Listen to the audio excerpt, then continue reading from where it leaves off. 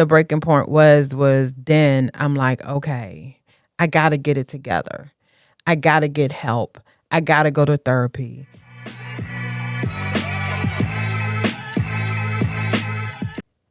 Hey, y'all, welcome back to another episode of the Beauty in You podcast. I am very excited for this guest because she gave me a teaser last time we met and only gave me, I don't even think it was half of her story, but we're going to get the full story today. I know that whatever she blesses you guys with, you are going to be able to take that and grow and continue on your own personal journey. So, hi, Marsha. Hello. How are you? I'm doing great and wonderful. Thank you so much for joining me on the podcast today. But before we dive into anything, can you let the audience know a little bit about yourself? Sure. My name is Marsha Johnson. From a small town in Maryland called Calvert County, Maryland. Now reside in Chesterfield, Virginia. I'm a mom. I'm a grandma. I'm a fiance. I'm a friend. I'm an author. I am a business owner. But one thing about me, I love God. So trust me, you're gonna hear me talk about Him a lot. So just know that you can walk in any journey of your life and succeed. Yes, because won't He do it? Won't He do Yes, it? He will. So I know that you have a wonderful story, very impactful, got you to where you are today. You only gave us half before, but I want you to really talk to us and tell the audience a little bit more about your own personal journey and how even that has led you to what you're doing today. But let's talk about that a little bit. Sure. So as I stated to y'all in the beginning, that I'm from a little small town in Calvert County, Maryland. And just I want to talk. I want to come from the way of being broken. Talking about doubt, talking about not being heard, but talking about the unmask who you are. I was born a preemie at 5 pounds to a 16-year-old mother who inadvertently left me in the hospital. Left me in the hospital. Thank God that my grandmother worked in the hospital and they went and got her. And she was able to come and get me, and her and my grandfather took me and raised me. To her, the stories of this little teeny baby that slept in a closed basket because she was so teeny, but the village that was around me was my aunt, my uncles, and they helped raise me. But even in that story, it was a lot of hurt and pain there because you're trying to figure out as a kid why your mom don't love you enough to raise you, or why she doesn't love you enough to just come and get you. So dealing with that for 50 plus years was hard because I wanted answers. I wanted to know why I was a little kid sitting on a step because her mom said that she was coming to get her, but never showed up. I wonder why I wasn't good enough that you say I went to raise someone else's children, but you didn't raise me. Not that I didn't get the love from my grandparents, but it still was a lot of unanswered questions, and it was a lot of doubt that I wasn't good enough, that I wasn't good enough to be raised. I wasn't pretty enough. I wasn't enough. And that's where I worried, but I felt like I never was heard because even when I tried to vocalize the pain to even my grandparents, I don't think they knew how to even deal with it as well. So I became that kid that just got everything she wanted. So to this day, I'm not materialistic because I feel like I can go buy that myself. I don't want you to buy my love, to have my love. And so I had to deal with that. Yeah. A lot of what you said of dealing with the feeling like I'm not good enough or I'm not enough, how did that transition over to your teenage years and even into your adulthood? In my teenage years, I was still trying to find who Marsha was. So I became a people pleaser. So I wanted to please everybody. I wanted to make everybody happy. I had to please my grandmother. I had to because I would hear stuff like, so-and-so does this better than you do. So I'm the straight A student. I'm the prodigal grandchild. I'm everything. But it wasn't enough. Then, just finding myself, being bullied. Cause you first I was too skinny, then I was too fat, then you ugly, then it's that, and I'm like, Lord, like what is it? Being, now I'm defending myself in other ways. Like I'm gonna lash out to you because now I don't know how to do it no other way. Then going through the inner virtues of my teenage, getting in high school, still trying to find myself, but defending myself. Yeah. But then other trauma happens then. Okay. We gonna talk about it? So, leading up to my 16th birthday, I was raped. And by a family member. So, long story short, going just to a family member house to get something that belongs to me, never had an issue, never had a concern about going in this house. We lived side by side, never thought nothing would happen to me.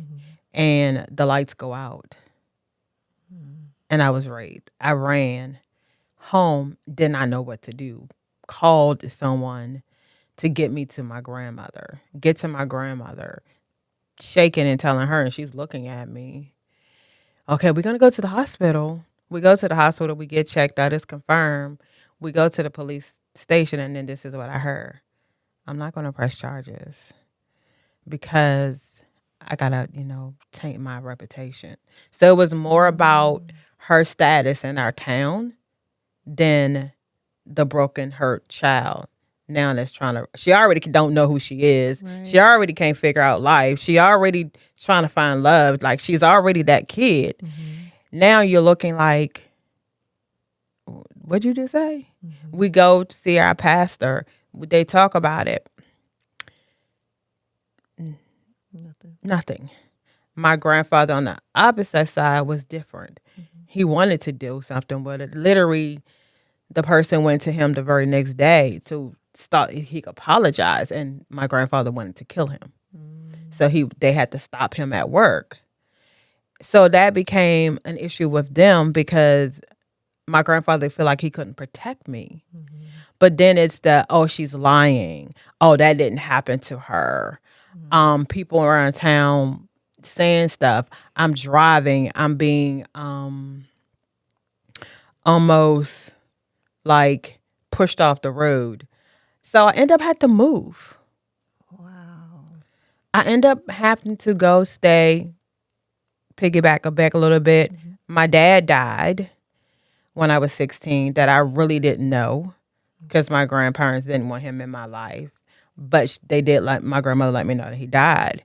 When he died, I got connected with the best thing that happened in life with my dad's family because at that point they wanted to know who I was. So I got connected with my dad's family, and my aunt, like from day one, gave me the love that I was yearning from. Like I said, not saying that my grandparents didn't give it to me, but they didn't know how to give love in the right way because that was something that they never received. So I can't hold them accountable for something they didn't receive because I didn't know how to receive it neither. So getting to know my dad's family, they took me in and they believed me. And my aunt tried to protect me and she tried to help me. She tried to talk to me, but it wasn't enough. Because I'm still hurt. I'm broken and I don't know what to do. I'm in school just crying for no reasons.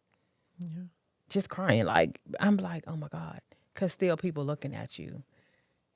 They like know. the story. What's wrong with her? Yeah, like, or I heard about it. Oh, I don't know if that's true. Yeah.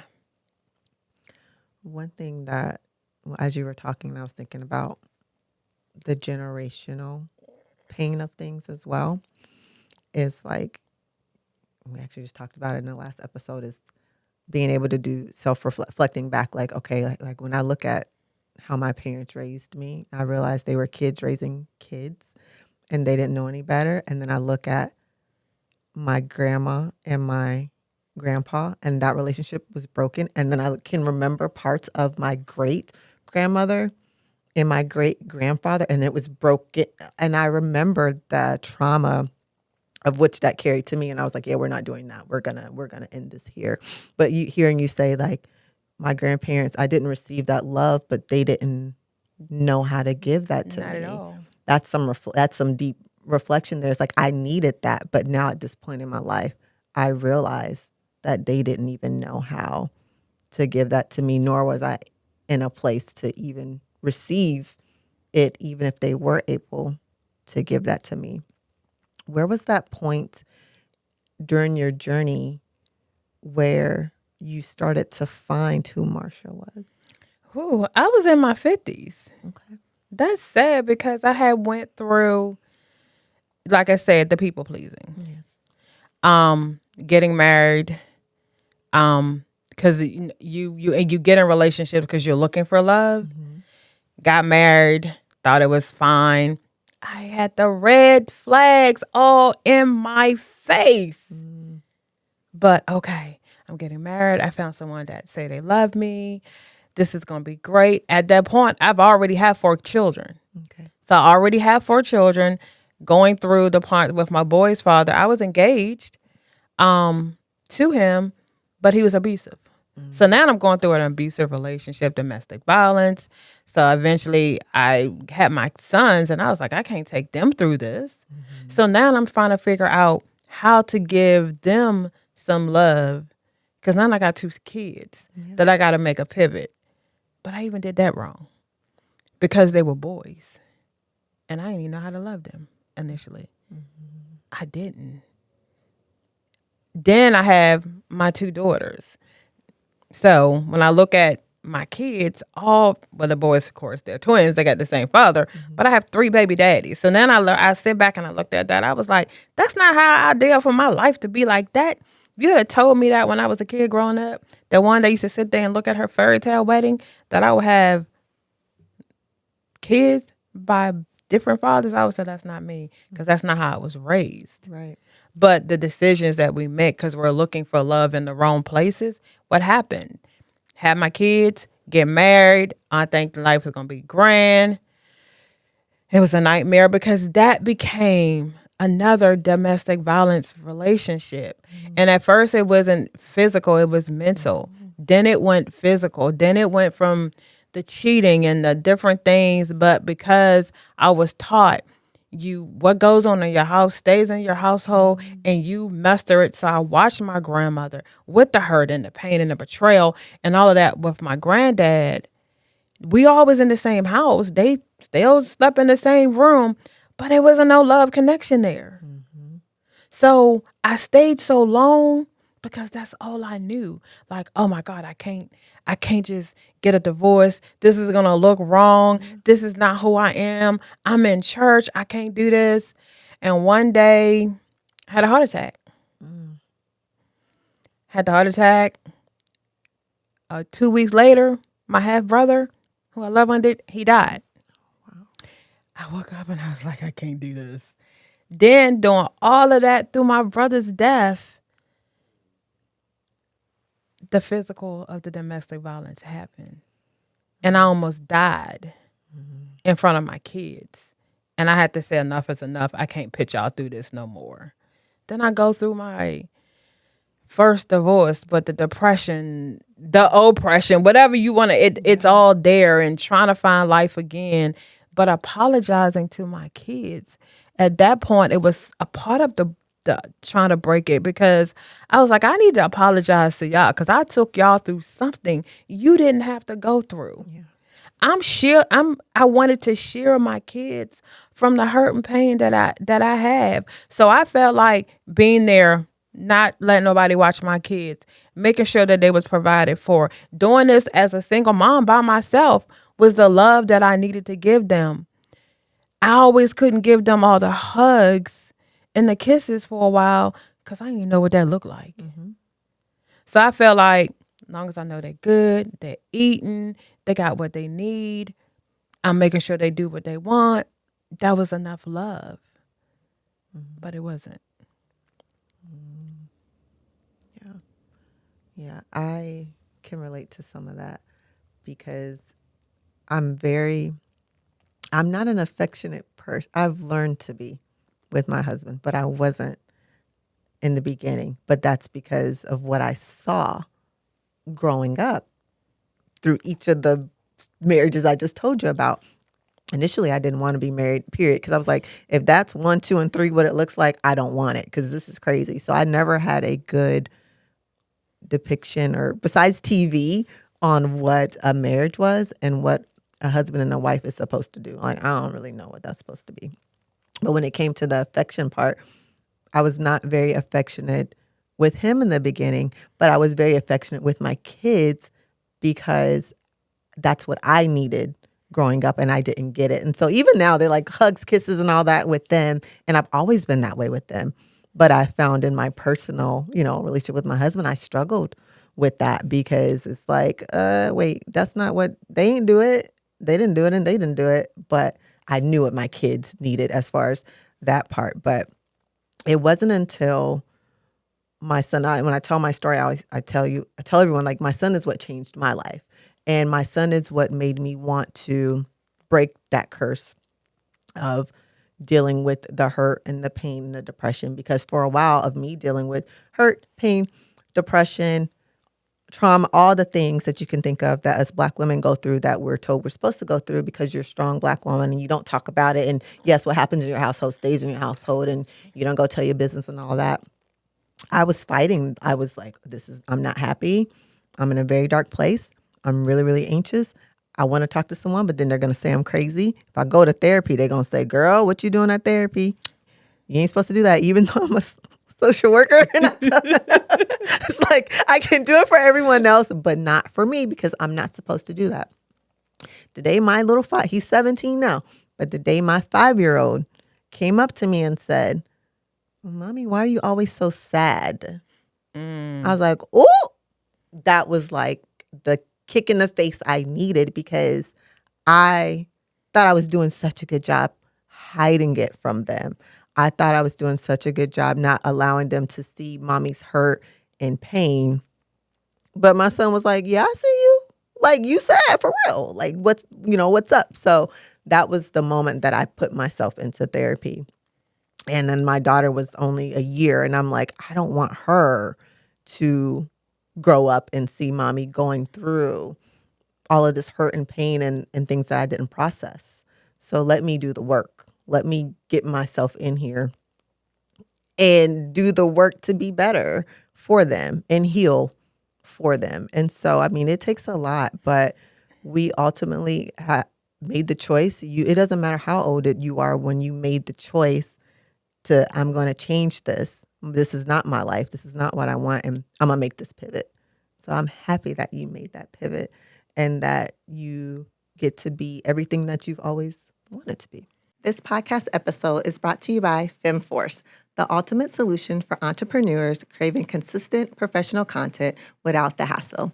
Say goodbye to content creation overwhelm and hello to streamlined process that delivers 50 to 60 stunning photos and short video clips in just 1 hour. With shoots held at Instagram-worthy locations across cities like Austin, Atlanta, Dallas, DC, Denver, Houston, Miami, Nashville, Phoenix, and Tampa, FemForce ensures you have fresh visuals to elevate your brand every month, whether you're launching a new product, updating your website, or keeping your social media vibrant, FemForce Shoots has got you covered. Don't miss this game-changing opportunity to elevate your brand and finally get the content you deserve. I've got an exclusive code just for my listeners to get you started today. So you can stop waiting and start showing up like the boss you are. Click the link below and let FemForce Shoots bring your brand to life. And that pivot was hard because when I look back at when I had my daughter in 2001, having her feel like life was still falling upside down, and I actually tried to kill myself. So I actually took a bottle of pills because I felt like my kids needed something more than me. And as I went through that process, I remember my pastor asking me, I'll never forget this. He was like, so what you want at your repast? You want some chicken? You want some baked beans? And I'm looking at him like, what you just say? He was like, because, I mean, you made a choice that what you was going to do. So I just feel like we're going to do your. And that was a wake up point like, whoa, Mm-hmm. I can't leave my kids with nobody else but me because ain't nobody gonna love them like me. Yeah. So I'm sitting in here like, ooh, okay, so let me get this together. Went through therapy for that part. Mm-hmm. Got therapy. I'm not gonna say it all worked that time. Then I have my second daughter that nobody knew that I was pregnant until I was 8.5 months. Oh, wow. I never showed. And then when I started, my clothes was big. Because I didn't want to hear, oh my God, she's having another child. Mm. Here we go again. And I can say this because me and my daughter laugh about this. She wouldn't, that wasn't even a child that I was even looking for. When we look at me and her dad was best friends. Mm-hmm. So me and her joke about this today. Like, you know this? And she'd be like, yeah, you had a baby by him. And it's funny because that's my rock. Yeah. My youngest daughter was who, like you said, your son was kind of what started to stir my changes. But after going through so much, like going through the divorce, literally going to jail because of some stuff that my ex-husband did, that was my breaking point. Because God said I would set you down sometimes so that you can find yourself. And he set me down. And I know it was not done by accident. Mm-hmm. He set me down, but he needed me to minister to others. There you go. Now, in the midst of going through all this legal stuff that nobody knew about, because I never told nobody. Mm-hmm. Now and again, I lose my baby brother. So the day I was losing my baby brother, I was having a nervous breakdown. Chesterfield Mental Health was like, I can't let you go home. I was like, I got to go home because I got to take care of some stuff. Not knowing a couple hours later, my brother's on my heart that whole day, that I'm now losing another brother within 2 years. And I was just saying like, I'm so glad that I don't have to explain this to him because he look at me like my life is perfect. Go through that. The breaking point was then I'm like, okay, I got to get it together. I got to get help. I got to go to therapy. I can't keep living like this. Okay, get in another relationship. Everything's going great. Everything's going grand. But then he gets hooked on drugs. So now I'm like, oh my God, I got my kids going through something else again. Lose my best friend that gets killed got hit by a car and died. That was really the light that went off because I'm saying, I'm not going to die like this. Yeah. I can't die broken and hurt, betrayal, resentment, no doubt, don't think you're enough. No. I went to therapy and COVID, a lot of people talk about COVID like COVID was so bad. COVID was the best thing that could have happened in life. Me too. I needed the isolation. I needed that. The silence. Where I wasn't letting nobody in my house. Therapy, I could sit on my couch and I could talk to my therapist. No outside chatter. Going through a divorce, going through just mental stuff. But it was the best thing because at that point I realized I was more than enough. God has me on this earth to do something great. I remember people used to say, you're going to be something. And it wasn't family that said it. Or, you know what? You go look at Jeremiah 1:5. Before you was formed in your mother's womb, God already knew what he was going to do with you. And I was like, you know what? I need to go and help women that are walking that think it's okay to get beaten by a man or get verbally abused by a man. Think it's okay that because your mama and your grandmama said that you can't get a divorce, because trust me, that's what I heard. Yeah. What do you get a divorce for? And I remember saying this, because you took that, I won't. I won't. Just, I'm not going to do it. I wanted to help the broken woman that's walking around with a mask on her face every day because she can't let nobody see what she's really going through. That's what changed me, because I was like, I can no longer make my daughters have to make some of these same mistakes that I'm making. I didn't even want my sons to make the same mistakes that I'm making. You with this woman, I needed you to love her. I needed you to show everything that I showed you. Yes. Did I make mistakes along the way as a mother? I did. Absolutely. But now I can show my kids not to make these mistakes. And they made some of them, but that's natural. I could finally tell them that I truly loved them, which they knew I loved them, but I could give hugs. I could give kisses because I used to didn't do that. I probably wasn't, like you said with your husband, that you wasn't as affectionate. I probably wasn't, because then I've been raped. Yeah. So sometimes I don't want you to touch me. Might even want you to look at me. But I'm healed from that now too, where I can get into the right relationship and be able to love different,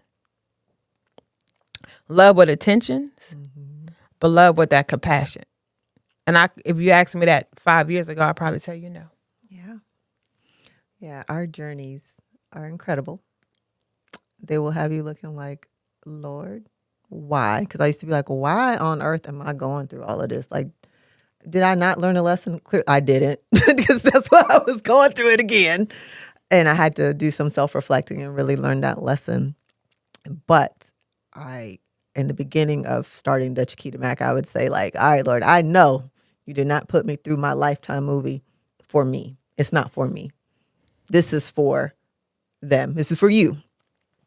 Whoever's listening, I went through this for you. And so I'm going to share my story. I'm going to create a platform where your stories matter and you can inspire someone else, but also share my experience. I did not go, there ain't no way I went through all this for nothing. Not at Lord, all. there's no way. There's so many lessons I have to talk about. But I didn't go through that for me, and you didn't go through that just for you. You're right. Even though in the beginning it doesn't seem like that, you're right where you're supposed to be right now at this very moment. You have so much things coming up right now. It's just probably like, oh my God, what's happening? Turn around. Something else. This is where you're supposed to be. And it's happening just the way it is supposed to happen. So you were built for this moment and for all the moments that are getting ready to come after this. I know it. Because I see you. I'll be watching you. Everyone has to start like, yeah, I'll never be watching y'all, right? Because y'all just do incredible things. And from the first time that I met you, because I didn't get to talk to you as much as I wanted to that day, I'm like, there's something about her. And there's more in there that I know, which is why I was like, hey, come on. Because it's time. It is time for you to do that. With that being said, I want to talk about this book you have. Oh, wow. Talk So about that. I initially did an Antarctica with a bunch of authors, and we wrote just a chapter, and it was like, Woman Help Me Heal. So that was just the grace of the snippet of the book. And so I started thinking, like, I need to finish telling the story. So Birthing Your Pain Through Your Victory is the title of my book. And the character name is Marsha, y'all. Hey, Marsha. So I did not hide who I was, but I needed to tell that story for that little girl that's out here, or even that woman that has had part of my story. You know, it's even when you're some kids, because I could have been adopted and did not even know who my birth family was. But that girl or that child that wants to know why my mother didn't love me enough. Why do I feel like I was the black sheep of the family? That person that's been raped and couldn't even talk about it. And it took me until I was 53 to have a heart-to-heart conversation with my grandmother, like blow to blow. Yeah. But she received it then. And she apologized at that moment, because she never, and the question was, you never asked. That person that's walking around with a mask on your face because you're hiding from the world. You know, I want women to know it's okay that you've been divorced. It's okay that you had kids out of wedlock. That's something you and God, you got to take to God. Can't nobody judge you. So, I always look at Real Talk Kim, and which she talked about she been married 5 times. But she has her Boaz now. So I'm not worried about what people think. I used to be like, oh my God, I've been married 3 times, and whoo. Don't worry about those things. But I want you to be able to walk in wholeness. I want a woman to be able to know that you are enough.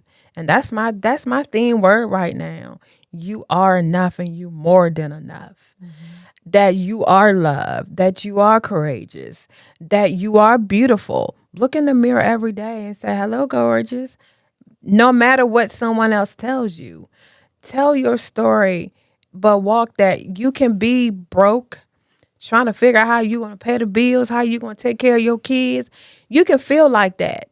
But know that if you give it all to God, he's going to make a way out of no way. He's going to do what he needs to do. But you got to trust the process and always have faith over fear. And if you do that, that's why I wrote the book. So I know that my story, if it helps There you go. one person to break the generational curse that they no longer walk in there and let their kids see that.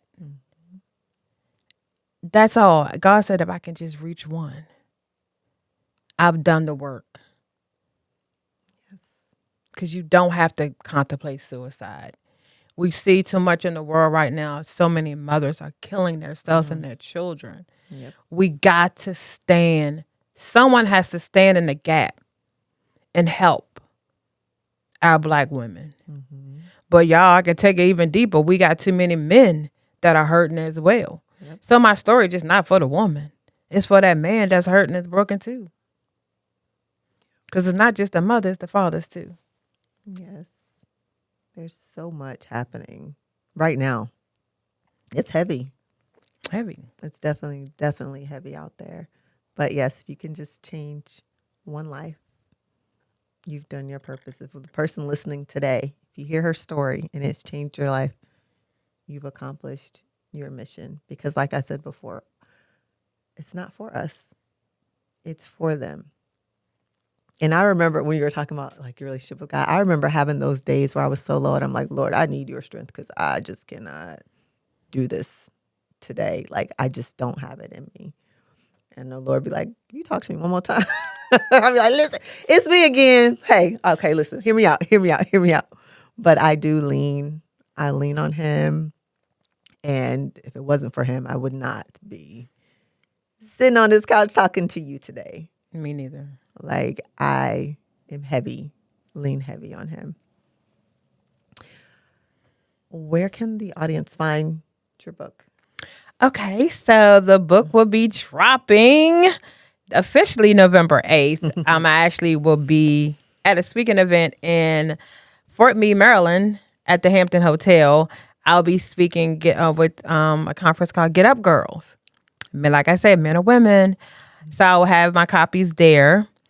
But then you can follow me on Instagram at Heavenly Lady 2017. And lady is spelled with an I. With the I at the end. You can follow me on Facebook, Marsha.Johnson. But you can follow me on LinkedIn on Marsha Johnson as well. Yes. I want to thank you You're so welcome. much for sitting with me, for sharing your story with me. And this is not our last time connecting because we're going to talk some more and share some more of your story. But thank you. You're welcome. Thank you for having me. Of course. Thank you for showing up as yourself, not being afraid, and just being who you are, because it's never too late and you are already changing lives, but you're about to have a huge impact on a lot of people. I feel it and I hope you receive it. Thank you. I received that. I receive it. I receive it. Yes. All right, you guys, if you are watching this on YouTube, make sure to subscribe and hit that bell. And if you're listening to wherever you listen to your podcast, make sure to leave a review. All right, you guys, until next time.